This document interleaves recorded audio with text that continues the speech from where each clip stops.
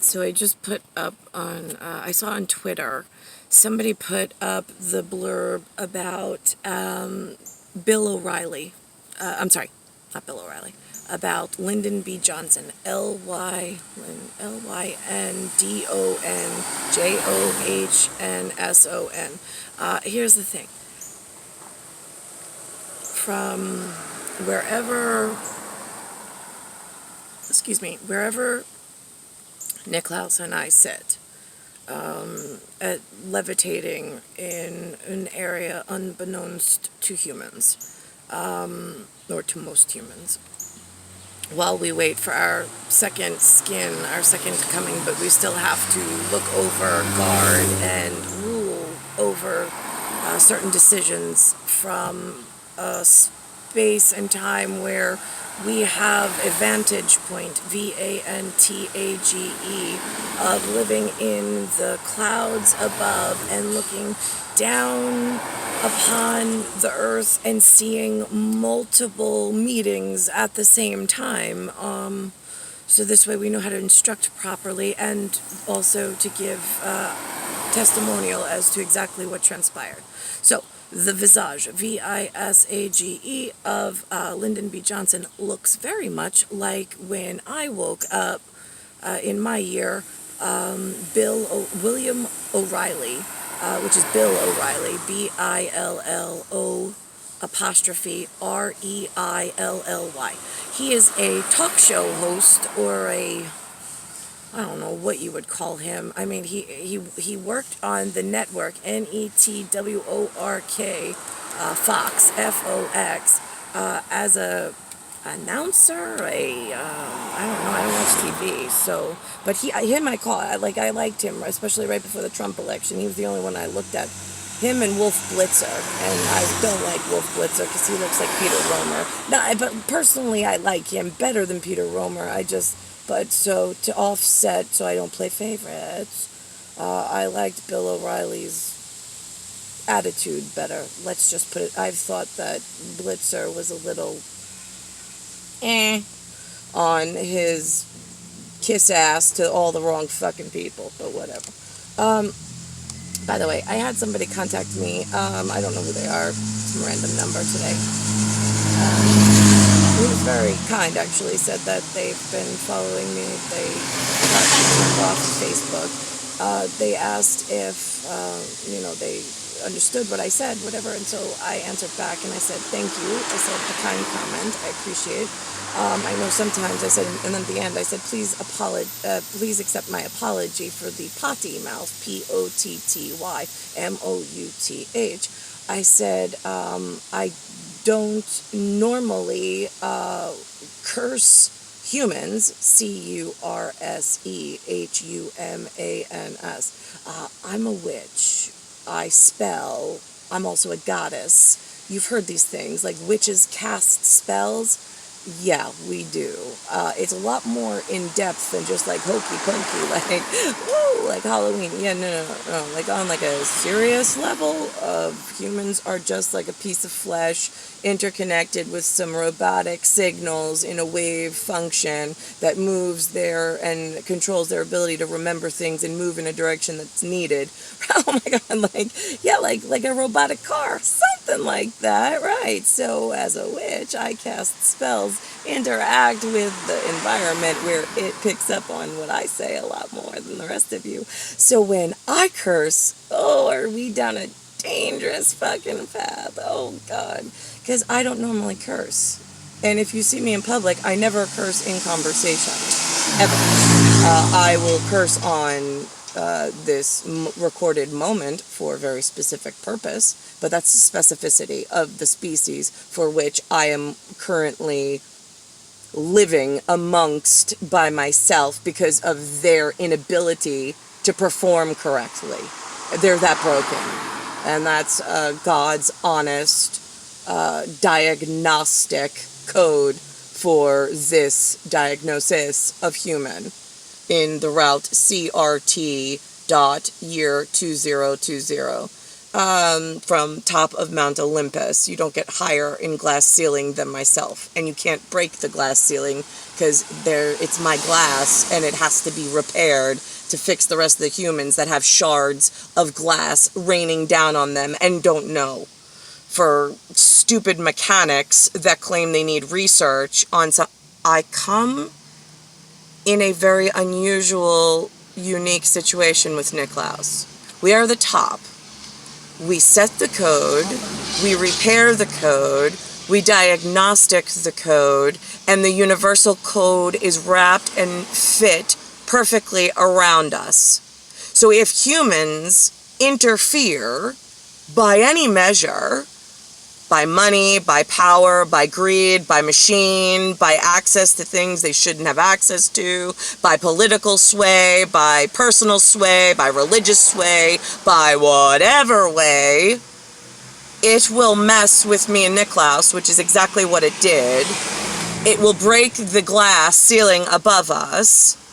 It will then, which means when the glass ceiling breaks, shards of glass literally will rain down on humans in any non-important format. Like, whoever gets hit, like, oh well, I told you not to let the fucking glass hit, and not for me and NICKLAUS to be like broken apart, because that's how they get to break the glass at the top, stupid fucking humans. But you were like, no, we need black civil rights. Lyndon B. Johnson signing shit in without proper intel, without proper permission from censorship and whatnot, because it wasn't about black civil rights. It was about trespassers and tribal leadership in the background for the Eskimos and the American Native Indians that had a extra special federation for some transplant like centuries ago when they were the good China, right, that we hid from the riffraff elsewhere. So they didn't know that they had relatives on both sides of the ocean, because we didn't want them getting out an outbreak again, causing more fucking problems.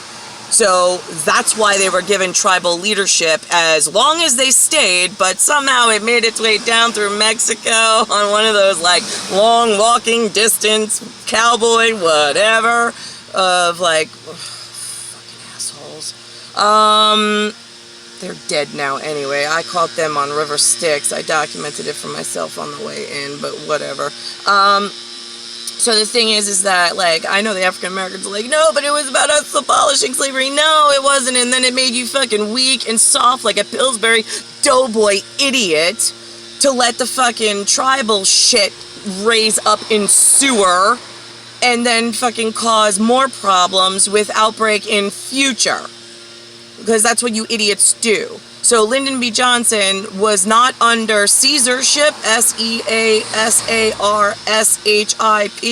allowance to sign in any kind of civil rights after the great Martin Luther King speech. Nobody gives a shit. That's bad programming elsewhere to confuse the people who were already on instruct in a sabotage that was easily picked up by like the Roman Catholics and the empire elsewhere, but between the protesters and the money people and then the, oh, but we're not Catholic, and do you want to lose your fucking nation? You already got trespassers, motherfucker, and you are just fucking dumb as bricks, and you don't know which way it's coming at you next. And I'm going to meet you in River Styx and then have to send you back into like new skin, and you're going to be really unhappy at the new you and the new situation your old you created for the new you. And I'll still be here going like, it's my extra special like arrival.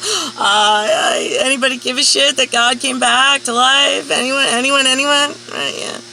Yeah, no, I didn't think so. Yeah, you've been prepping to fucking break the glass for several turns of the clock now, and old you contributed to new you, and then you got tribal assholes out in casino territory recycling money. Then that loud dinner bell got out through Mexico, got across the water, Pacific, Atlantic, and then all the day's coming. It's space time. Oh, we have private money. We'll do whatever the fuck we want. It's a game, yeah. Oh my fucking Christ. My people don't even understand that criminality exists at this fucking level. Stupid fucking turn-ups and turn out and turn against. And oh my god, it's Yankee pinstripes for the fucking prisoners that they should be. Yeah, the Jewish ones and the American ones. Doesn't matter, they could be Catholic, Christian on my side. I know you had some whatever in blue and white striped pajamas over in your territory. We duplicated it in our Christian like part of town with the New York Yankees. Like, okay, so we got Alex Rodriguez, we got Derek Jeter, we got Matsui something in the Nationals on a lend with our baseball team. I mean, they're catching and pitching. Like, are you Dodgers, DOD, the Department of Defense in the American Nationals? Are you guys awake and alive, or are you hanging out at the Mets game? METS. I'm pretty sure the Mets don't have any criminals. That's why we had to switch the name from Dodgers to Mets, because the pinstripes are getting mad that all the good guys were on the Mets and the Dodgers in Brooklyn while they're in the Bronx. Nobody gives a shit, especially going into like the next few generations. My kids, I'm like, Alexander James, you're a demigod. You're an immaculately conceived gentleman. Here's how manifestation works. Man, how you spell it? M-A-N. Then it's if, then there's an estimate, E-S-T, on the street level of stations. Street, we call stations, S-T-A-T-I-O-N-S. They're like radio stations. They say things. You never know where it's coming from. But in larger groups of socioeconomics, you can pretty much gather where the people in this new casino game of buying head cases and having the monkey speak comes from. Not the way us gods run the business, but apparently they like taking hammers, Thor's hammer, and breaking the glass ceiling, and then complaining about all the glass falling, cutting them all over the place, whatever. So anyway, Alexander James, do you have any idea in real life? We were in front of an ice cream shop, a real one. It was called Ben, B-E-N, and Tina's, T-E-E-N-A-S. It was ice cream, I-C-E-C-R-E-A-M. Benjamin and Daniel had gone inside. It was just me and Alexander for a moment. Oh, and I think they took Neutral with us. And I said, so do you know why the Yankees and the Mets fight? I'm sorry. I said, do you know what the rivalry is behind Boston Red Sox and the Yankees? I was like, I know your father, I know Jay, he really likes the Yankees. Go figure. NYPD loves the Y-A-N-K-E-E-E-S,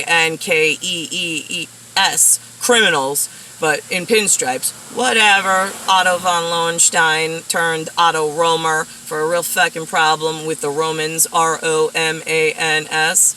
So I was like, do you know what the rivalry is between Boston Red Sox and New York Yankees, hon? I know you're really into baseball. Dad says a lot of things. Anything manifesting? Anybody like telling you anything about what that's all about? He's like, no, he goes, I don't know. He says the players, they rival about something. I don't really know what it's about, Mom. And I'm like, oh, okay. Well, like, any idea like how we could find that out? Just curious. And he's like, I don't know. I was like, yeah, I guess asking Dad really wouldn't be helpful, because, like, he's an all-area fucking retard, but, yeah, okay, well, here we are, Mom Goddess Nix, and Goddess Sticks, interviewing her new, perfect, immaculate son, born on the exact same birthday, August 3rd, 2005, 27 years later after his mother and mirror image father, NICKLAUS, right, so thinking his real dad's the wrong dad, but like, again, this is this new human that I have to try to explain, but I can't explain, but then I've got to kind of explain it to my partner elsewhere, and like, how the hell much longer is this going to take for you to like cut down all the dead weeds and rats and things that we don't need in our life and like come for me, because like Tia Free and Romer never really fucking mattered, and they're just fucking shitbags collecting dust on a nobody gives a shit and preventing progress.